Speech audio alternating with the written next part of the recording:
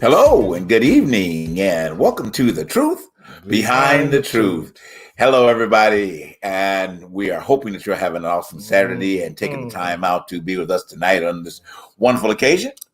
Part 4 of PTSD of religion. It's going to be really good tonight and digging in a little bit more with the guys tonight and hearing some awesome things as what we've got to share with everybody today. Want to welcome again, as usual, our Facebook family, our YouTube family, our Instagram family, and now the people that are following us on TikTok. So we're really excited about that. We're growing. Yeah. Got an email from Facebook the other day and mentioned about knowing that we have been touching the UK. But as I told you guys, we've been touching the UK, and they had mentioned that some regulations are changing over there. But it did let us know that we're reaching the UK as well. So I'm excited about that. We're growing around the world, y'all. Yes. We are definitely going around. Exactly. Around the world. Gotcha. Want to remind you guys about product. Definitely, please go to the Truth Behind the Truth page. Scroll down, get that T-shirt. We got a few of them. That means y'all ain't buying. Okay, get them T-shirts. Okay. Also, go to thegoodliving.com. Mr. Harold Fall's site. Get that black seed oil. Get that book. Get that carrot. Get that celery. Get get whatever you need. Just get healthy. That's all we can. Right. Exactly. Get healthy. Yes. And always get all that good stuff. Get all that good stuff. And all that good stuff. And where we following you at, Mr. Parnell? What site we on this week? Oh, you got to unmute yourself. I got to unmute myself there. Where am I? I don't know.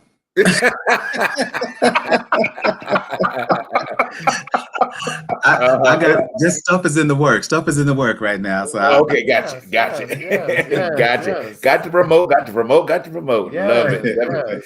So, and guys, want to remind you, if you're not sharing us, please start sharing. Okay, liking, and subscribing. I mean, just to touch real back on the shows in this series have been very powerful. Setting a precedence to set you free from the bondage of religious ideas. Okay. And it has been very, very powerful. I really want to encourage you guys, please to go back and take a look at that and get involved. Get yourself involved. Share it with your friends, share it with your family, because it's really important. This is 2021, and if you're carrying a lot of habits that you carried over from 18, 19, 20, or 17, 18, 19, 20, or further back in your idea of who you are as a person, you need to be free. Okay, that you need to be free from those particular, that particular thought patterns, and most of it comes from your religious behavior. Most of the time we've been talking about what happens typically in the Christian arena, typically for most of our shows have been, but then that is the influential denomination or religious practice throughout society. So a lot of things happen. It kind of flows through Christianity, at the end of the day, in its inception. But we'll dig into that a little bit more tonight. I don't want to get ahead of myself, beforehand. I want to get our guest up real quick, and then we'll go ahead and get into that. He is no stranger to the show. He has been with us on several occasions, and anytime that he is available, we love to have him chiming in with us. He is a great actor, of course, one of my actor friends, great buddy, great friend of the show, as I said, and a great philosopher of a lot of different areas, which you'll hear from him in a different capacity tonight, especially in the spiritual arena. Okay. He is a study of theology. Okay. So he'll be able to bring some of that information more to challenge us on, on other levels and, and kind of share and get people free. He wants to see people free as well. Amen. All right. Yeah. So let's bring to the show, guys, as usual. All right. And our guest that always is frequently welcome with us, Mr. Ian Styles, or actor Ian Styles, I should say.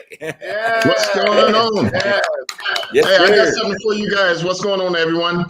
I got something for you guys. I believe the children are our future. Let them lead away. Show them all the future they possess inside. Sexual chocolate.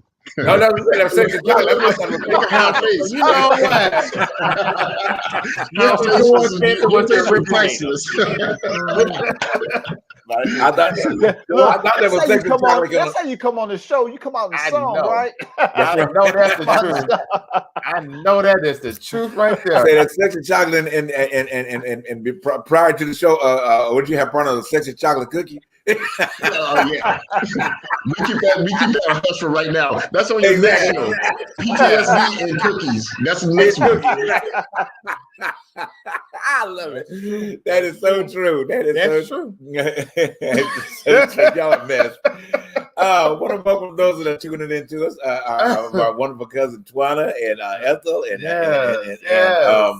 and Melissa as well. Thank you guys for tuning in. They will be back on the show next week for our conclusion of Truth Behind the Truth version of PTSD. So they'll be back next week. And Ian, if you're available next week, we would love to have you come in as that big Zoom that we're having and sharing your part. So, we'll talk and see if you're available to be back with us next week as well. But we'd love to have you, as we finish out this series, okay? Bishop will be back with us. Will be back with us next week. So it should be a powerful ending. And the topic, okay, let me put this out here. You'll see it advertised. The topic is going to be, who is Jesus? Okay. All right. So very provocative topic, very, different ways of going about that. But we want to answer that question, who is Jesus? Now, we ain't talking about what people think we're talking about, but we want to say, who is Jesus? Okay, so we'll get it right before Easter. So if you're in the form of resurrection, we're going to get you resurrected next week. Okay.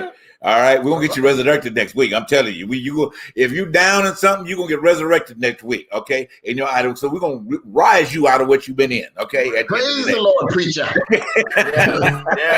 Yeah. So we're going to rise you up next week. Okay. Definitely. But anyway, so digging in tonight, Ian, just kind of share how you've been, brother.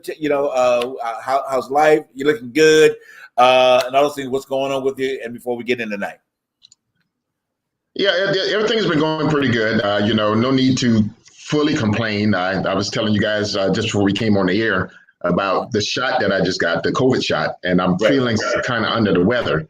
But, I haven't grown an extra leg or anything yet, so we'll see how that goes down the road. But everything is going pretty good, even in the midst of, all that I'm dealing with my mother. It's part of life. She's going to overcome it. And she's going to be powerful after this and be able to have a testimony to other people. But other than that, life's been going pretty good. Haven't been feeling I'm missing that part of my life, but this is top priority right now. Right. Gotcha. Yeah. And the reward is there for you. Like we've spoken on camera, several times, that the reward is there in the sacrifice, so no need to be concerned about the auditions or the movie deals or whatever, because you're sowing great seeds right now, and those seeds have to be, there's a demand on those seeds being met. So hey, we out here waiting for you in LA. Okay. Yes. And I want my invitation to the big trailer on set. Okay. You anywhere I go, you going. Hey, I'm still mad at you now because hold on, let's go back because you killed me on a couple of shows. So I don't know. We may have to talk this over. I don't know if you guys heard of it. I love it because just a real quick story. We shared it way back when he was on the show before. Okay. But we first of all we became typically brothers. Didn't know it on the set of 42. Okay. I mean, we just hung out for 2 days together, and it's just like we vibed. So we had texted each other over the period of time after 42, and I've been in touch periodically, but we hadn't seen each other since 42. Okay. So I get cast for a show. He gets cast for a show, and then we walk up in Tennessee together, like, wait a minute, what you doing here? So, it's definitely weird because I haven't seen you in years. And I'm like, hold on, this is the guy that's supposed to kill me? One of my friends. So we shot for Homicide Hunter, that particular great episode, and we had my very first fight scene I had to do with one of my good friends. It was hilarious. But it was a great scene. But you know how just things cemetery bring you back together as it should be, and I really appreciate him. He's just such an inspiration in many ways, as we are to one another, I know what you're saying. But anyway, so let's dig in. All right, so tonight we'll start off where we mentioned on pre-show, digging into our thoughts and where we can help people free themselves from the PTSD of hip hop. All right. Okay. It's very controversial. I understand, and I hope that it is, because when it came with that topic that I wanted it to be, simply because there's so much going on in that arena and so many people are in it, but they don't know how to get out of it. Okay. And typically from the set of women. Okay. Because you ask, typically if you run across women and you ask them, why are they ingringed in this type of song behavior and what it's doing to them? and they don't know how to get out of it, because what they're doing is that they're starting to see themselves as very how can I find a word, very low class, I'll put it that way. Okay. And they don't really realize how low how they're bringing their standards down, because anytime that a song is typically calling you I'm just bring y'all a bitch and a hoe in the song, okay, well, there's a problem. Okay, in the song, like a lot of them out there, I mean, they're very sexually explicit in terms of what they say, at the end of the day, and just being straight up point, guys. I mean, licking it and slicking it, and what I'm getting ready to do to her tonight, and and all this type of stuff. So let's just speak to the women right quick and just kind of give them an idea how to free themselves from that particular, that thought pattern, because a lot of them feel like they don't have any hope. Well, it's so funny. The other day I was leaving class and I was listening to Sister Soldier.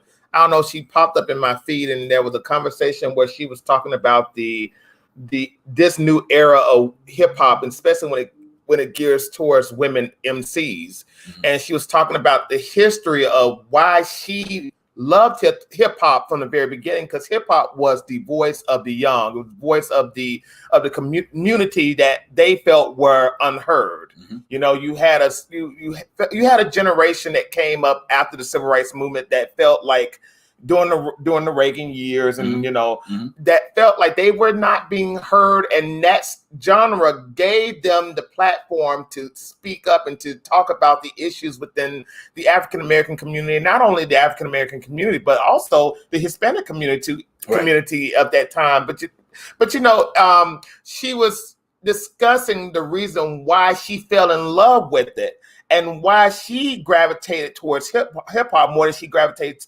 towards any other music genre. Mm-hmm. And she was expressing her sentiments towards people who felt that Cardi B and some Nicki Minaj, and she was saying that women of today need to understand, she believes in women's lib, but there's only so many boundaries. Mm-hmm. There should be some set boundaries that comes with that. Now, me being a man, and there is privilege. Mm-hmm. There is privilege, and I'm not gonna lie. We as Black men, we don't really talk about our own privilege. We most people do not talk about the privilege of being a Black man in certain institutions too. Mm-hmm. Because I hate to say it like this, we do have privilege. That's true. You're right. And there are Black women that feel like in order to be liberated, they have to push the boundaries. And if it boils down to whatever boundary that is, either with sex or with the image, and I have nothing against what they are doing. I understand that it's all an image. I don't know what they do when they go home and take that image off. Mm-hmm. I don't know these people, but I do know for how it affects my nieces who watch this, who listen to this, and how they look at it and say, I want to emulate it.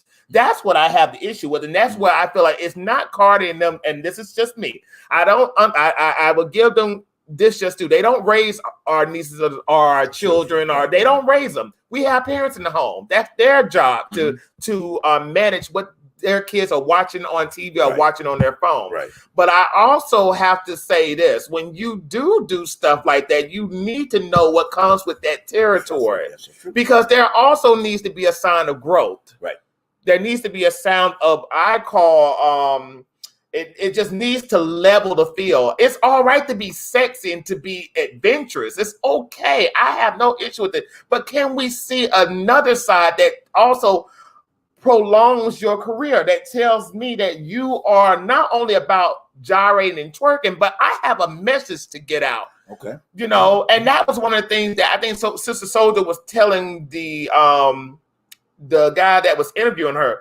She said, these women, they're coming out full force. They're doing, and she likes the fact that women of hip hop is growing, but the message is being missed. Okay. It was being missed almost after Lil' Kim. She was saying, she said after Lil' Kim, it's all about the artist. It's not about the community anymore. Wow. And that's what she was getting towards. She said it's not about the community. Wow. And I think as women, you have, especially with that type of platform, you have to understand there are little girls. Right. They are watching you because their mothers are watching you. Absolutely. And that is my thing. You have to understand that these children are watching you because their parents have no bounds. Right. Gotcha. So that's my thing. Got you. That's my thing. Ian? Oh. Yeah, a lot of it goes right back to what you were saying about PTSD. A lot of them are stuck in this realm, whereas we feel as if we have to downgrade ourselves in order to please a particular audience. Right. Instead of having a standard saying, I'm going to stick to this standard. Now, back in the days, Salt and Pepper, Little Kim, those guys had a message when they sung or rap. They had a message. Every rapper, even the male rappers back then, they had a message in their songs. But now today, like you say, it's all about, I'm going to choke this hole, put your truck in my garage. We know what that means. I got the best wet pussy out there in the world. You know, that's a form of PTSD. Now, something you say, darling, that made me think about something. These entertainers, we put on a great show in front of people. And when we're behind closed doors, we're totally different. That's PTSD. I dealt with PTSD when I was in the military. My fiance was killed. My best friend was killed. I was shot. So I put on a great performance in front of people to make it seem like I had it all under control. Giving this beautiful picture. Everyone wanted to be like Earl or Ian. I want to be like him because, you know, my cousin, some of my little cousins were saying things like, oh, he went on to become successful. I want to be like him. But behind closed doors, that's when I was battling those demons. So PTSD, even when you feel like you have to go out there and downgrade yourself or your race or your same sexual preference that you have, if you feel like you have to downgrade that in order to make yourself feel better, then that's a form of PTSD. And that's something that each individual needs to deal with on a personal level. Now, it bothers me to see today's entertainers they got to realize that the world is looking. These kids are following and emulating these entertainers to the T. And a lot of them just don't give any type of motivation on that level. Because if you think about it, a lot of these little kids are following suit. They out here singing, look, you look at some of the videos on social media, some of these kids, 5 and 6 years old, twerking. I seen a video of a family about 4 or 5. The mother's in the bathroom twerking and the sons are smacking her on the behind. I'm like, really? I don't even want to touch my mother even in that manner. Let alone be smacking her behind. So that's the environment we're in today. And it takes entertainers, they're going to take us to be able to change the view of society. Because right now, the way society is going, I don't see any type of positive thing coming out the way we're going right now in this society. Right. I think it's just getting worse. Go ahead, Harold. Why don't you get?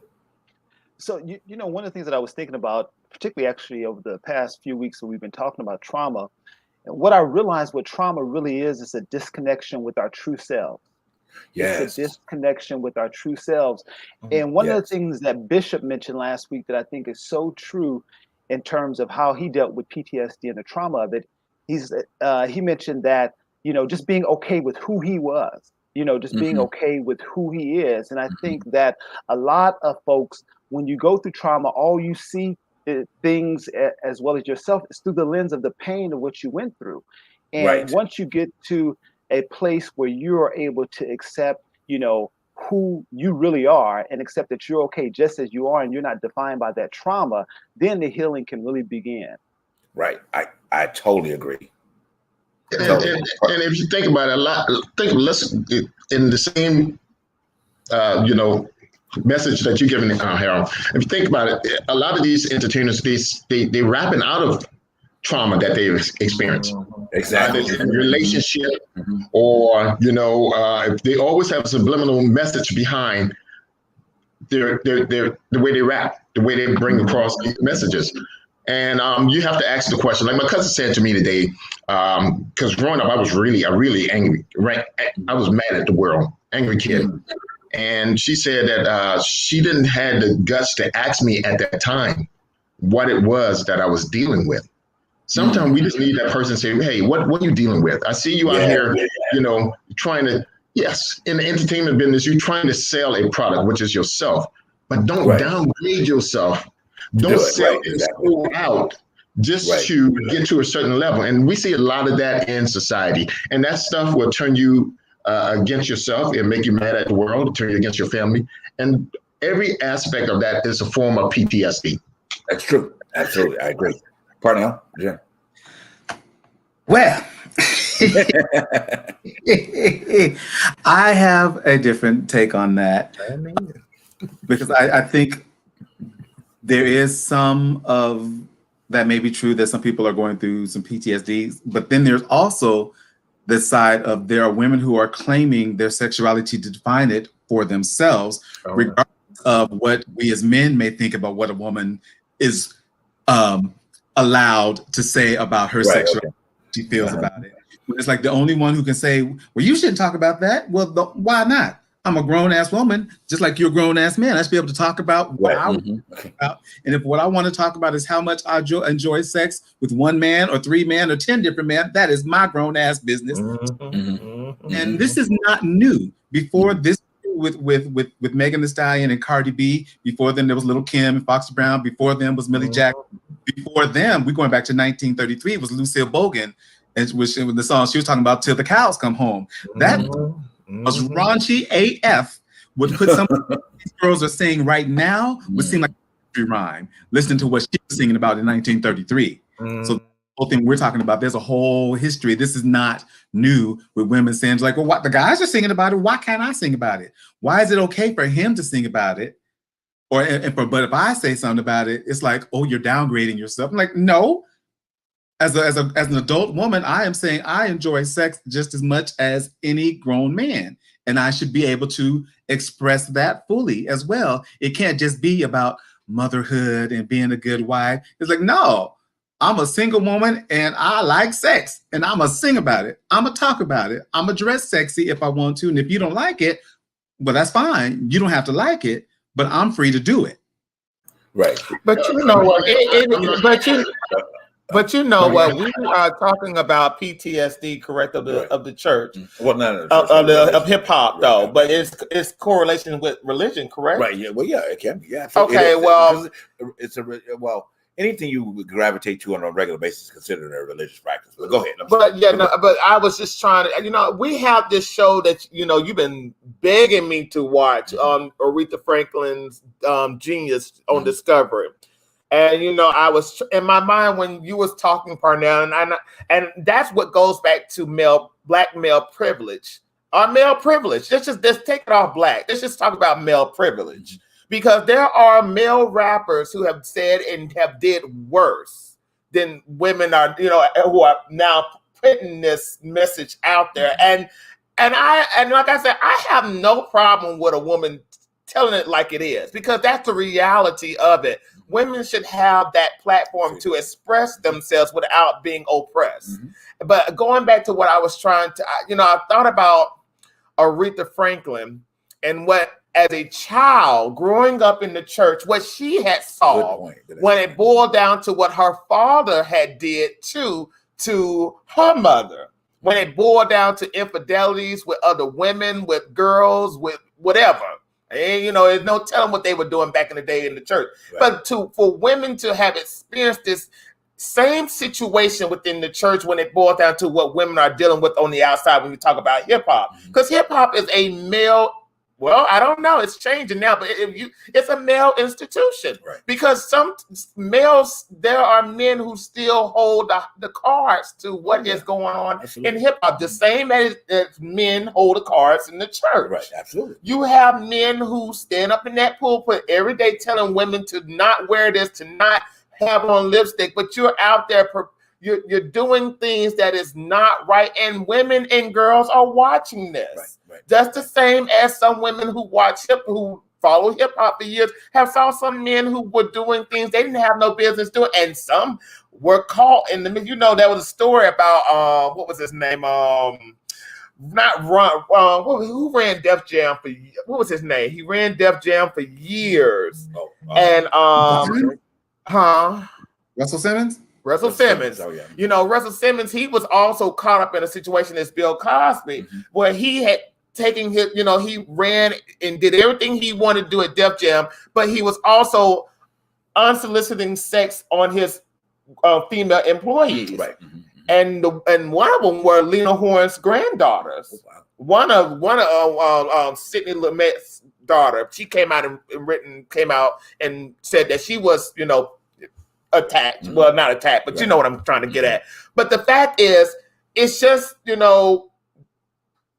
they have that right because they have been through it for years and they're trying to at least push the bounds. But my issue is that there needs to be a level of that sets the playing field. Well, I can do this, but let me show you what else I can do. Right. This is not only about this. This can also be about this. Right. I believe in that we should, okay, I can twerk all night, but I can also raise your conscience the following day. I can be Lil' Kim at night, but I can be a Lauryn Hill in the day. I wish we had artists that still had that level of artistry. Right. We need to be informed, especially with our youth, that hey y'all, it's all right to party all night, but let's think about what's going on around us that is holding us back within our education, within our political, within what a religion that we're talking about, within the PTSD of what's holding us back as a community and as a human being too. I agree. And that's where Right. Go ahead, Ian. And I'm gonna have to kick back on what Parnell said, because I feel like, yes, we all like sex. We all like certain things in life, but there's certain things that should be somewhat private. I mean, the way I look at it, where's the standard? Yes, there was many singers back in the days prior to some of the raunchy stuff that's out in the street now today. They had a little subliminal message in their singing, but they never came out, like you said, something about the cows until the cows come on. That's a subliminal message.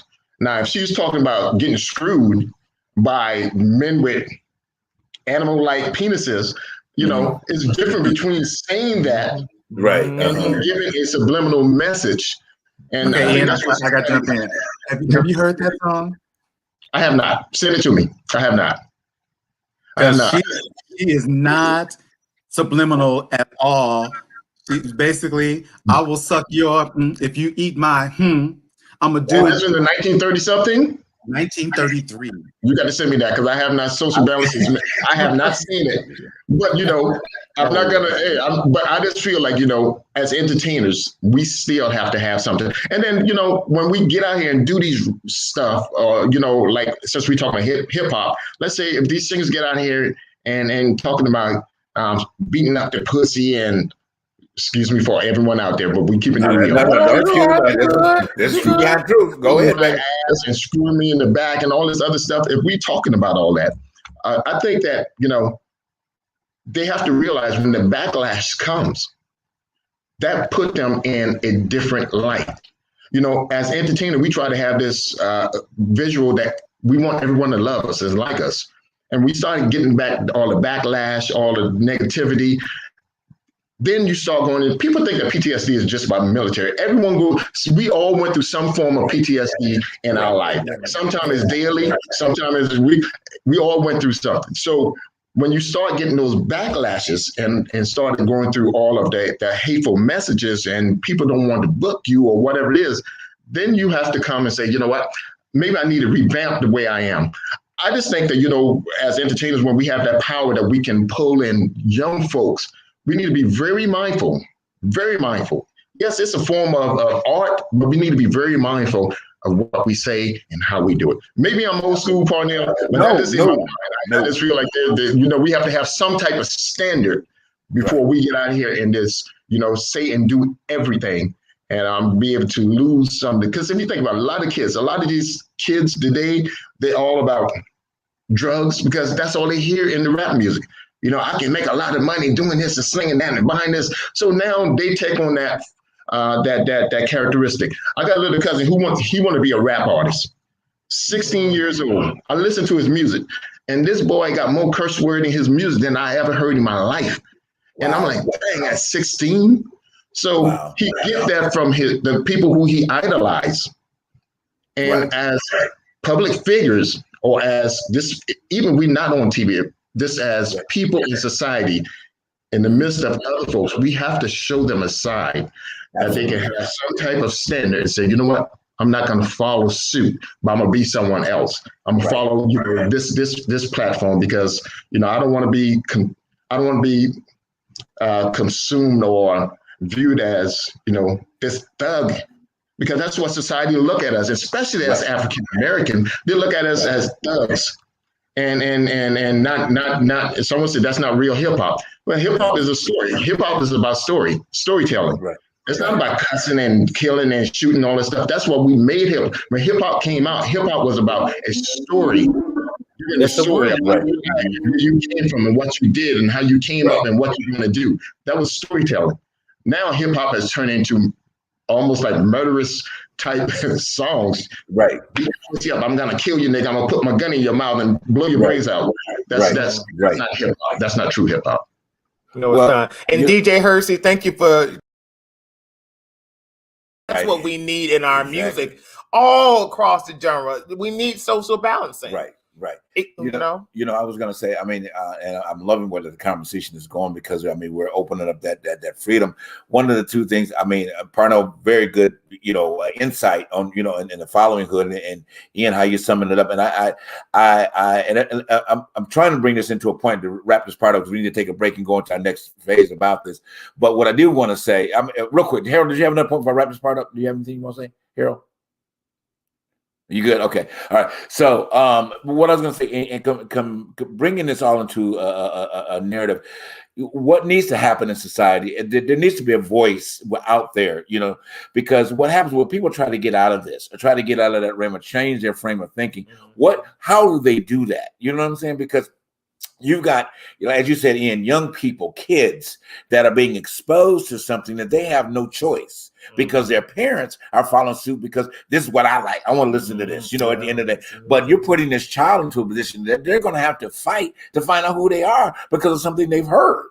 You see what I'm saying? So that child's going to have to fight their way out of that, that type of disposition, or a young girl thinking of herself in a degrading manner, or a young guy, young male thinking like he's the bang bang at the end of the day, all because of a song that he's heard, at the end of the day. But go ahead real quick. And we got to go to a break. I always say there's a bigger picture to that. But we as a society has to fight against this big picture. There's an industry that's making billions of dollars off the misery of people, and off of the situation that we are watching that really levels the playing field for how we think as a society. And I think the level has gone a little low. Right. And it goes back to that movie. I always think about Billie Holiday's story, and when we have voices that think about humanity, those voices are silenced. They're not even being, supported by big industry, because they don't want us to be politically insight. You have that insight of what's going on in the real world. They want us to be bogged down with insanity and with craziness, because that's what keeps us controlled and keep us out of what's going on behind the curtain. Absolutely. And that's my issue with the whole situation. And I hope most people will fight against that big machine. I got you. I agree. One of the points that we're going to go to a break is, and I appreciate DJ Hurst, because one thing, him chiming in, and I appreciate him being here, because one of the things he educated me on is the inception of where everything we've been talking about, the degrading of women and all the language and all that came from. He said it came from the strip club. Because what happened is that the idea of the degrading women came from that particular genre of business or whatever. What happens is that the entertainment factor, so they get these executives, that's what you talk about, so they take them to the strip club to entertain them. Okay. So in the process of I agree with him, man. In the process of that, so now they feel like, because they have to get these high end executives to get on board when they take them there, and they get used to this kind of music. Yeah. So what the expectation is coming out of them is the same thing that they're seeing before them, and which is really sad. So it's created another form of something that we need to help people become free from and not understand the purpose behind it. And as he put up just a second ago, it's becoming the new slavery.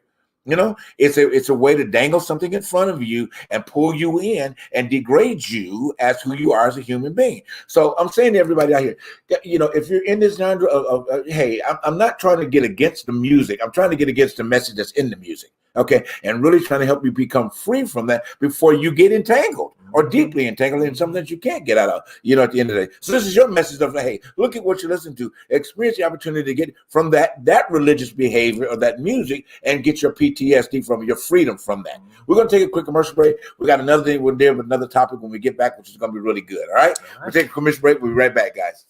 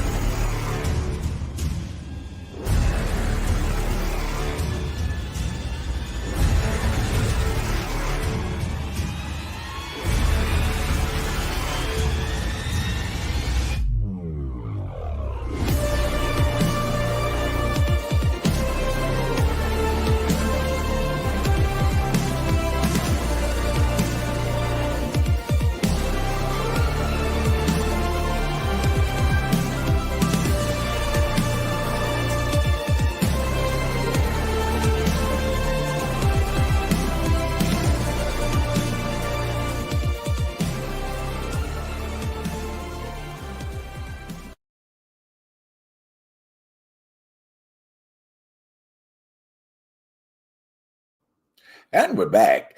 Thank you guys for tuning in to The Truth Behind the Truth tonight. We are loving the fact that you guys are chiming in on our conversation tonight and hoping that you are getting true insight.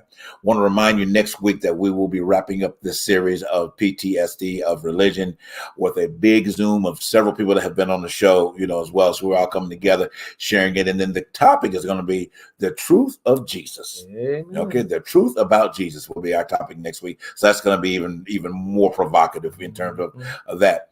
But now that since we're in that vein, we're going to do a shift real quick. We're going to kind of bring it back over to the idea of how people are still entrenched in the idea of churchism, and really trying to help them move a little bit further into gaining their freedom about, that aspect. Now, in the religious culture, or I should say in Christianity culture at this point in time, this week is coming up to be what they consider Holy Week. It's leading up to the time that when Jesus has sacrificed his life for all humanity. And that's something we're going to get into, next week as well. But I want to touch on just the idea, and I got my good spiritual leader here, Dr. Ian, to kind of share his points on. But I really I want people to understand the freedom that is in the Christianity, but what the freedom of Palm Sunday meant.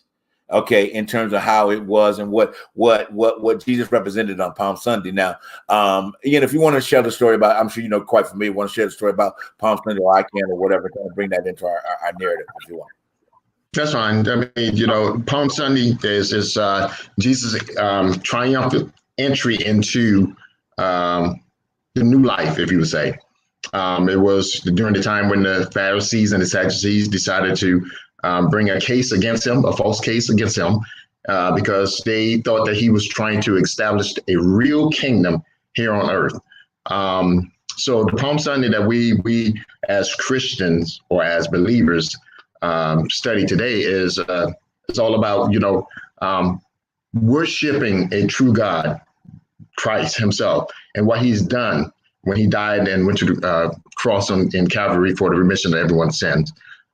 So we lead up to his triumphant entry into Jerusalem, as well as his resurrection on the day of which we consider Easter, his resurrection on that day. Actually, it's supposed to start from, I think, Friday and go all the way up to Sunday, as we in the Western civilization believe that Easter is supposed to be on Sunday, and really it's supposed to be on Saturday. But it's all about his triumph entry and resurrected body and into God's heavenly kingdom.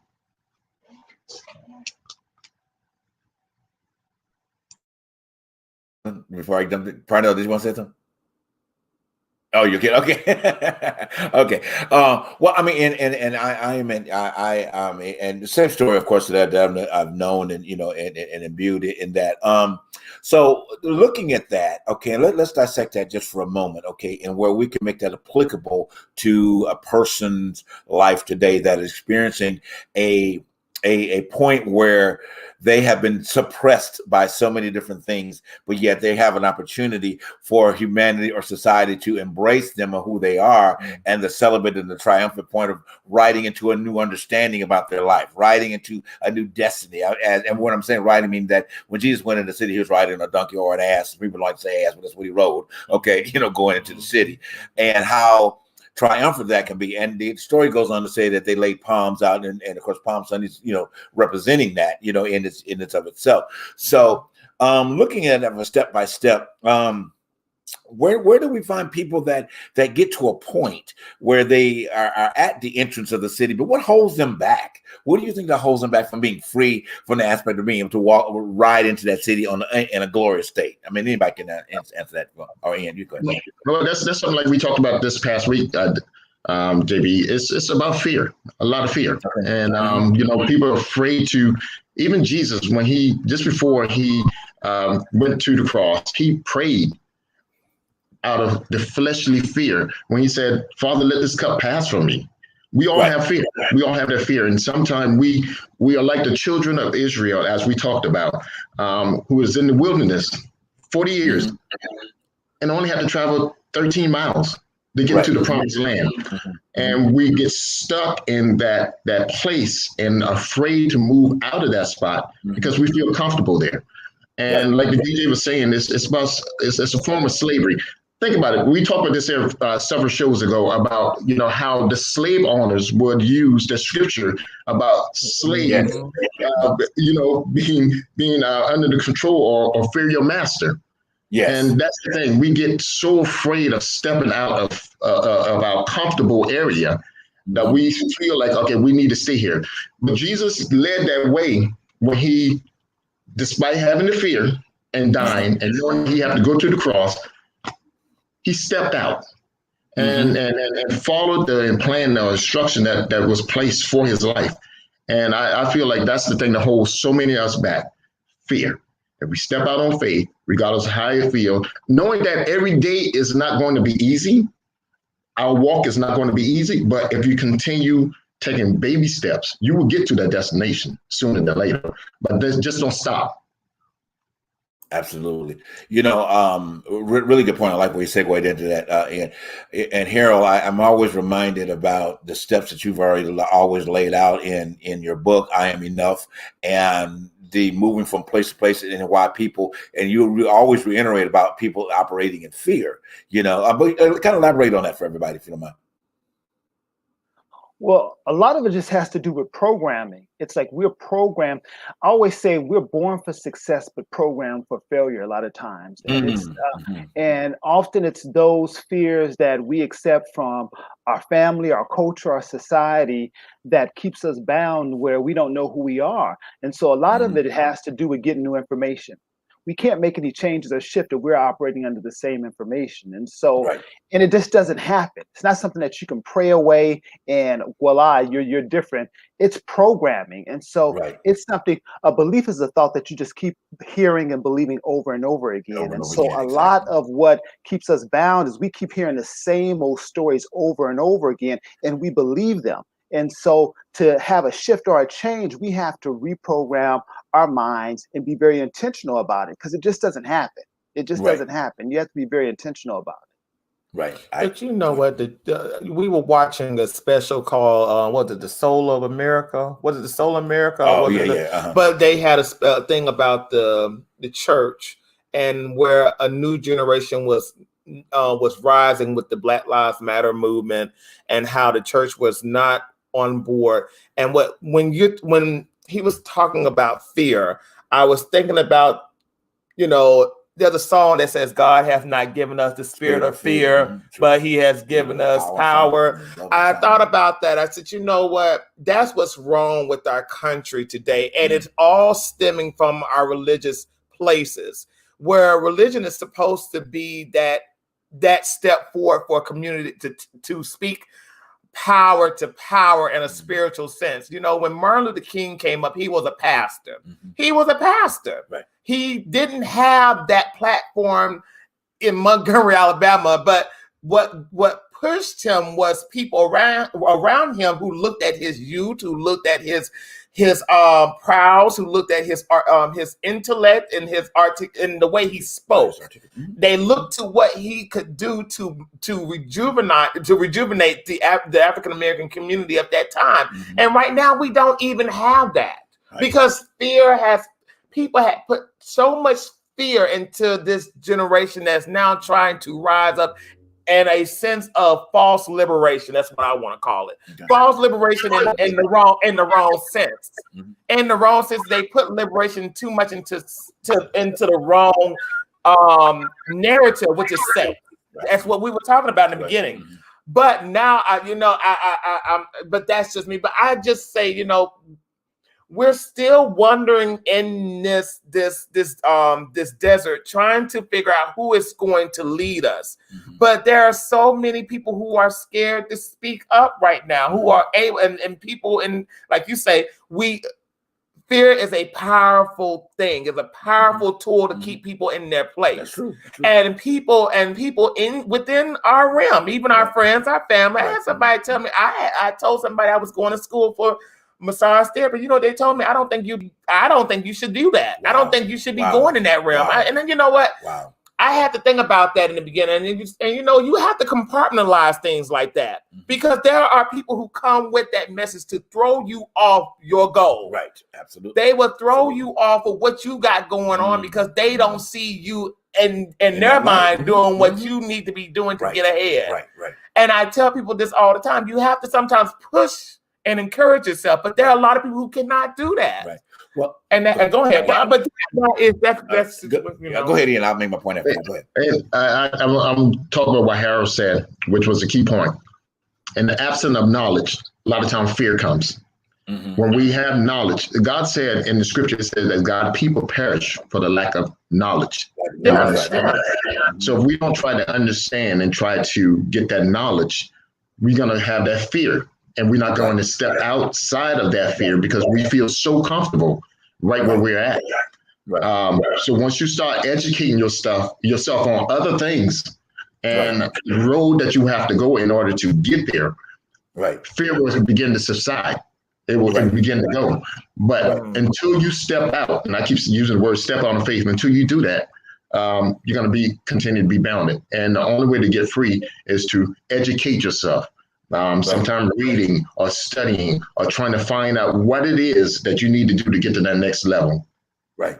I mean, I totally agree with, all of you guys in terms of what I was saying and what you were speaking out. One of the things is that, and we've talked about in previous shows, is that so much, and I'm just going to say in my audience that's not of the African American community, I just want to bring it into the point. The thing that what is experienced so much in the African American community is that we formulate how we raise our families based upon what we learn in the church environment. Okay.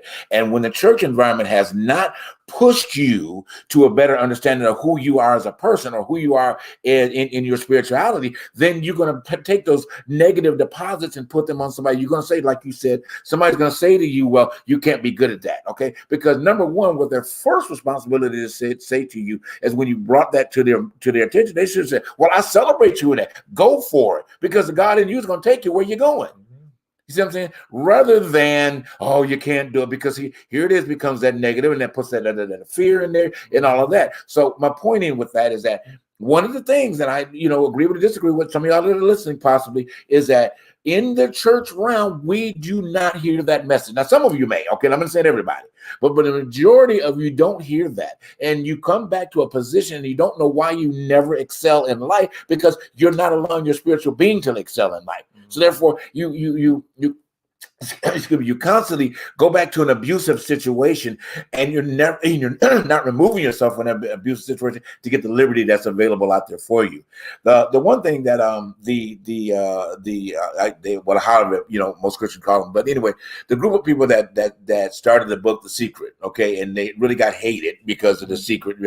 But one thing was so beautiful about The Secret. Number one is that they never took the time to read the book. Okay. All right. And they hated it because what the number one thing is that it brought liberty to people's lives that were bound by the ideas that they heard in Christianity. Okay. So they hated that idea, but they never, most of them, I promise you, and I know some of them, never picked up the book to read it. Only reason they did, because they took the element of what Christianity held bound to, using, rather than just saying God for everything, they said creator.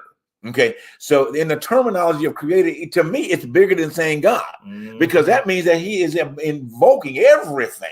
At the end of the day, when you say you're a creator, that means like, wow, I mean, my hands, my lights, my car, the universe, the birds, the trees, and everything. So that brings to me more of who he is in the instance, rather than limiting it to a word.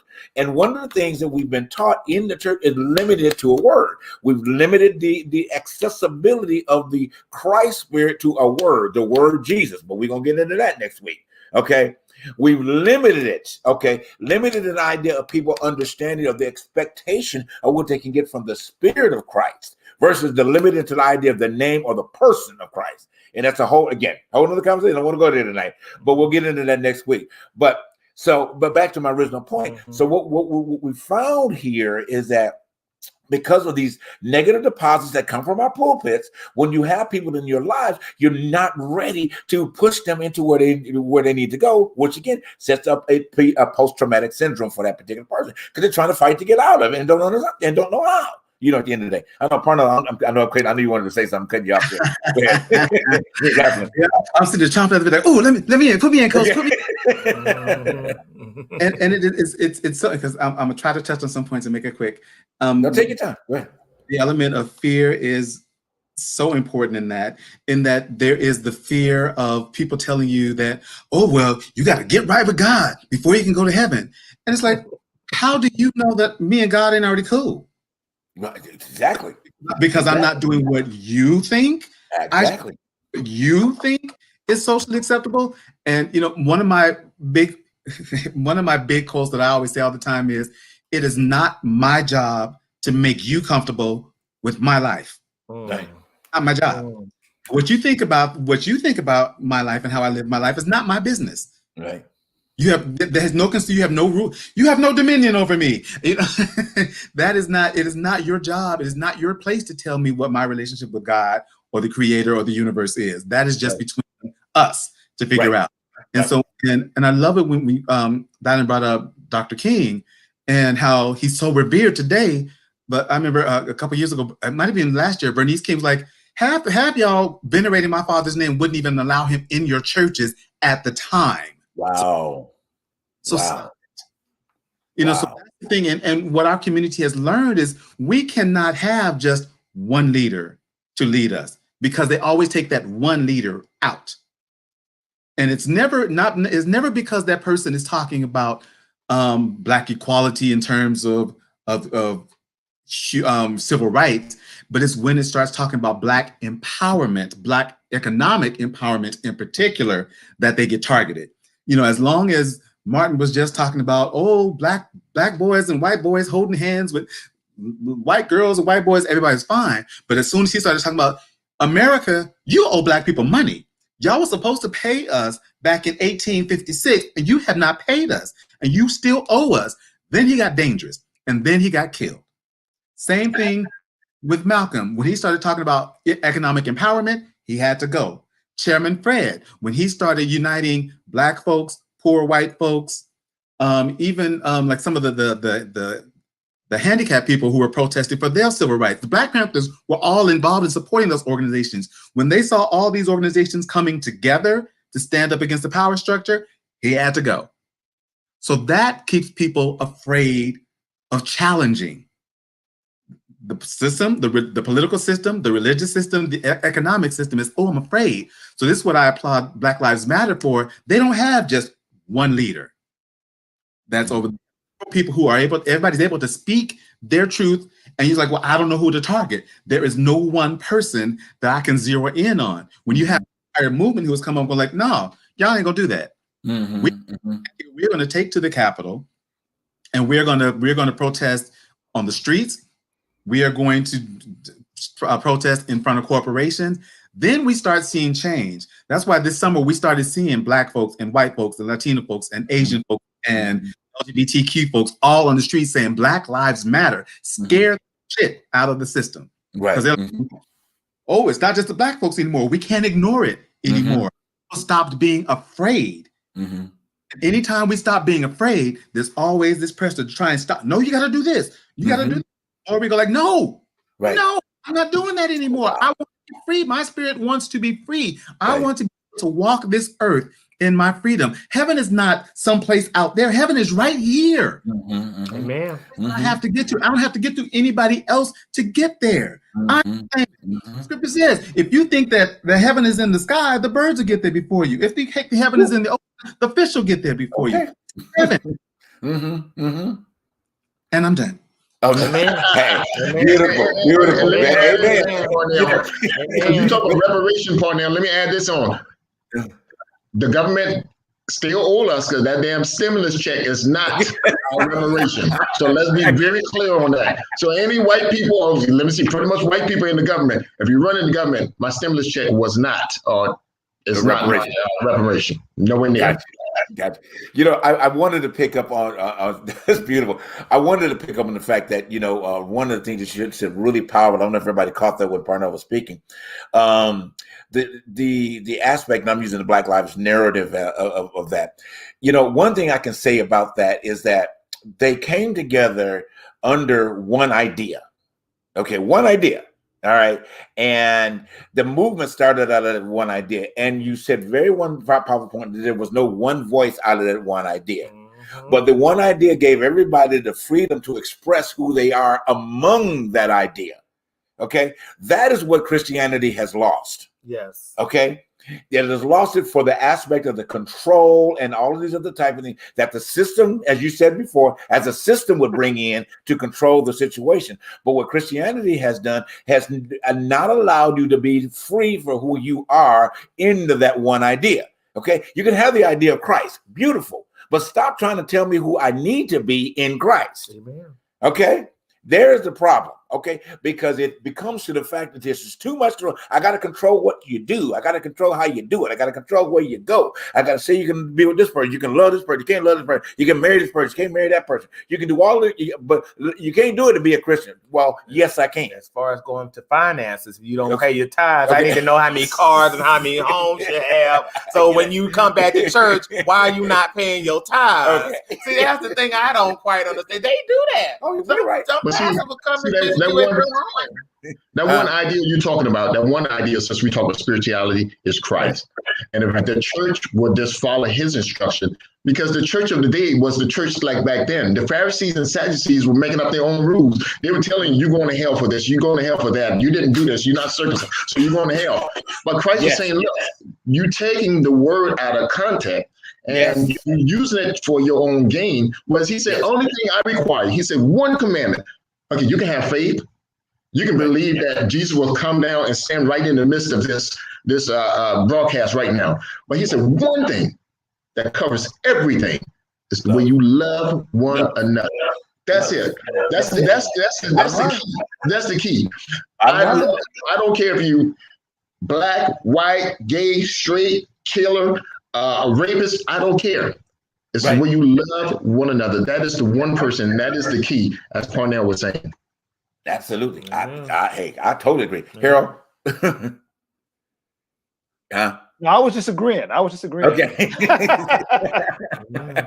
You know, hey, I'm gonna make that our Selah moment, our amen moment right there, Ian. Okay. You know, I'm not gonna open no doors, okay, anymore. All right.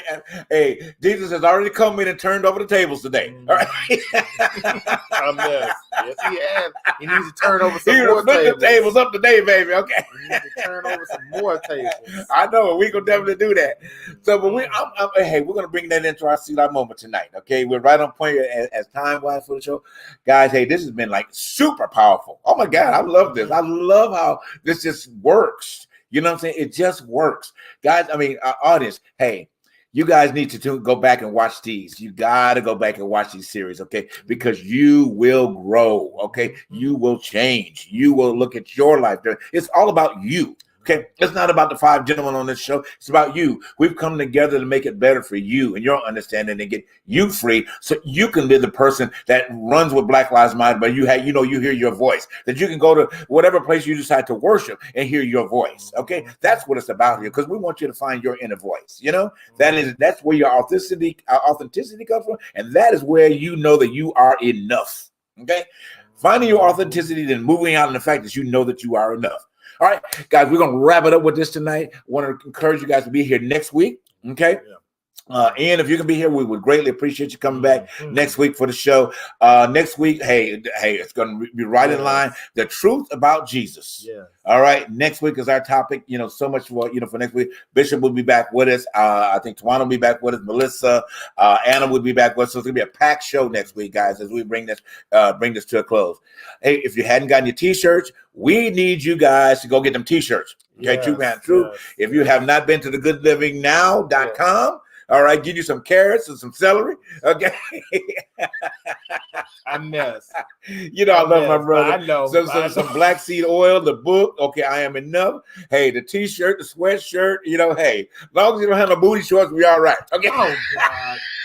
Oh my goodness. And if you need I support the booty shorts. Come on, booty shorts.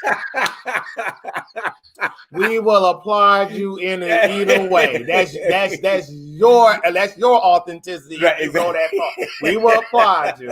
But you know what I want to say to Linda, hey Miss Linda, how you doing? We don't know how many people are watching us, but to those who have watched us tonight, hey y'all. Thanks for tuning in. We really appreciate it. We appreciate it. But anyway, thank you guys for being here tonight. Ian, taking time out, to be with tonight. And we send your love to your family, to your mom, and everything. We send great energy to you, okay, brother. And hopefully, we'll see you next week with the big boom on this, and we're gonna drop the bomb. Have a great night, guys, and thank you so much for tuning in to The Truth Behind the Truth. What we say, we love you, and we're gonna say, "What, Ian?" I can't. Y'all be good. Have a great night. Thanks again.